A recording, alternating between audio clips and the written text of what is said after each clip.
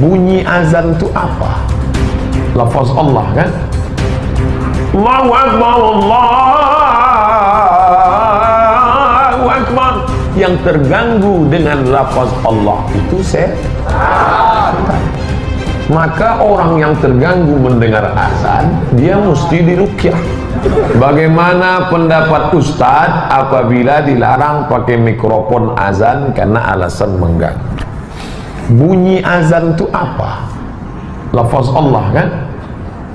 Allahu Akbar, Allahu Akbar. Yang terganggu dengan lafaz Allah itu setan. Maka orang yang terganggu mendengar azan, dia mesti diruqyah. Okay. Kumpulkan se-Indonesia ini berapa anggota DPR, pejabat, orang kaya yang terganggu mendengar azan, diadakan ruqyah massal. Lokasinya kalau tak punya tempat, bawa di Masjid Nurul Islam. Insyaallah siap. Nanti buat tablik akbar, ruqyah massal para penentang azan pakai mikrofon. Ada. Di daerah Sahil ada masjid tak boleh azan pakai mikrofon. Kenapa? Karena di situ ada orang katanya membawa parang panjang kalau mendengar azan.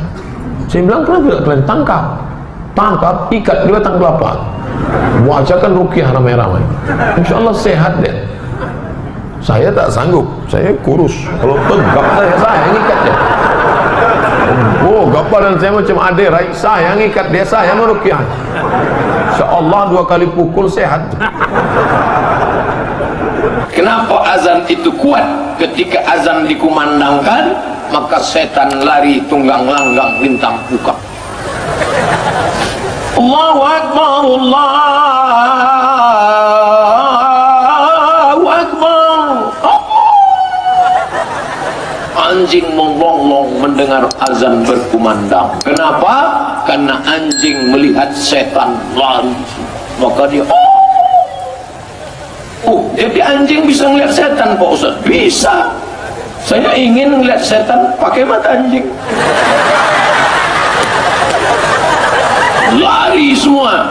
Maka kalau ada orang kerasukan, saya diminta oleh Pemda Inhu jadi dewan juri musabaqah tilawatil Quran di Kabupaten Indragiri Hulu. Nanti Ustadz tinggalnya di hotel, hotelnya di Pematang Rebah. Oke, I'm coming. Saya pun pagi-pagi datanglah ke hotel.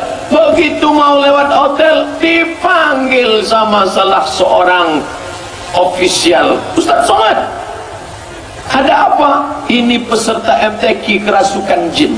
Oh, wah, saya nggak pernah ngusir jin. Mau bilang nggak tahu, malu. Nggak mungkin bilang saya nggak tahu. Malu lah Ustaz kok nggak tahu. Akhirnya saya nekat aja, saya baca kuat. Ustaz ini bacanya pelan. Allahu la ilaha illa huwal hayyul qayyum la ta'khudhuhu sinatun wa la nawm. Setannya nggak keluar. Itu kejadiannya di Pematang Rebah. Pas saya dipanggil, baca Ustaz. Ingat saya, kalau suara kuat setan lari. Mana telinganya? Nih saya baca kuat. Allahu la ilaha illa huwal hayyul qayyum la ta'khudhuhu sinatun wa la nawm lahu ma fis samawati wa ma fil ardh. Sehat ya? Entah setannya lari, entah dia terkejut, wallahu a'lam. Yang jelas selamat saya hari itu. Sejak itu berhenti saya jadi dewan juri di Indo.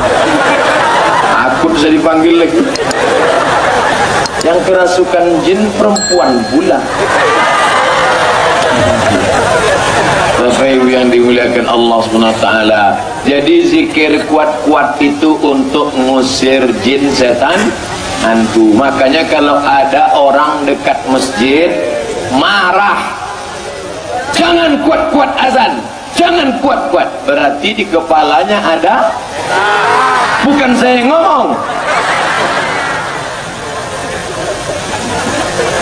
Kecilkan volumenya, bawa golok dia, kecilkan volumenya, kecilkan.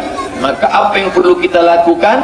Ikat tangannya, azankan ke telinga sebelah kanan.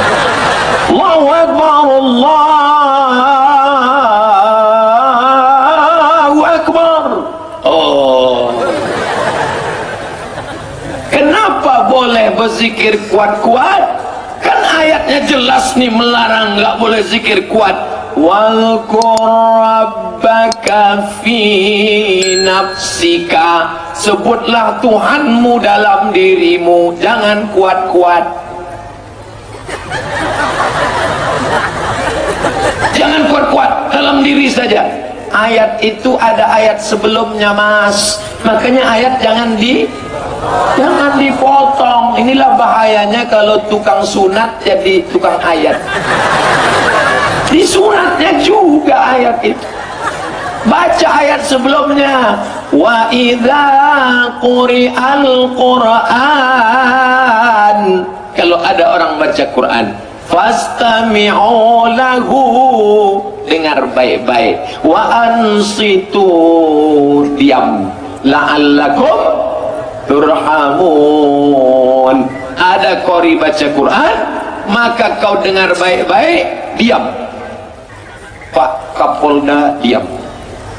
Pak Danrem Wirabima, diam. Pak Bupati, diam. Saya pun diam mendengar bacaan Quran tadi.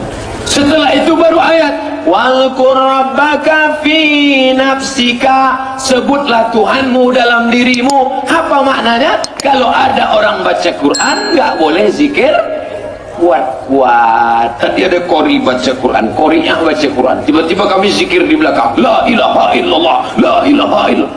Tak boleh. Dengar, waktu tadi qoriah baca Quran, ada yang zikir kuat-kuat di belakang? Gak ada. Jadi baca Quran, dengar baik-baik.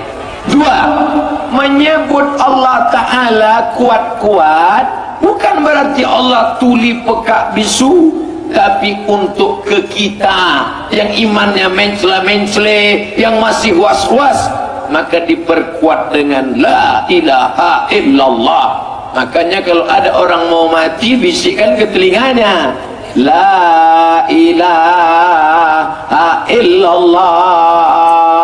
Man qala fi akhir kalamihi la ilaha illallah dakhala al-jannah. Siapa yang akhir kalamnya la ilaha illallah, maka dia masuk surga. Mudah-mudahan kita semuanya akhir kalam la ilaha illallah.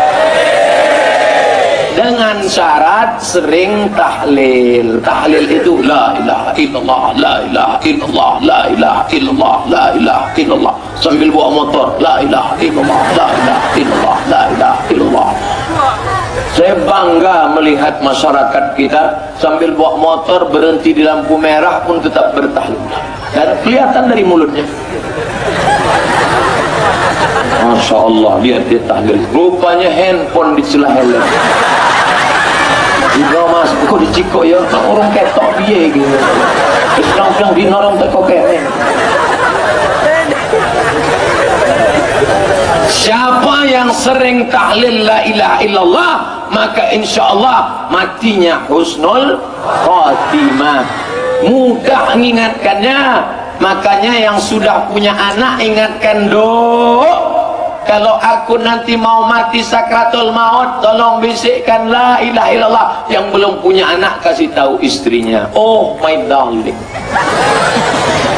nek sampean sudah melihat aku mau mati, setengah napasku pergi, maka tolong kau bisikkan ke telingaku la ilaha illallah. Saya kasih tahu dulu istri saya waktu pertama awal nikah, nanti kalau nampakmu aku mau mati, tolong bisikkan ke telinga sebelah kanan. Sekarang banget, nanti sekarang pula lebih cepat aja dia kita mati. Maka bisikkan la ilaha illallah. Tapi kalau orang nggak pernah tahlil, nggak pernah la ilaha illallah, susah. Bolak-balik dibisik ke telinganya la ilaha illallah, orang gelem.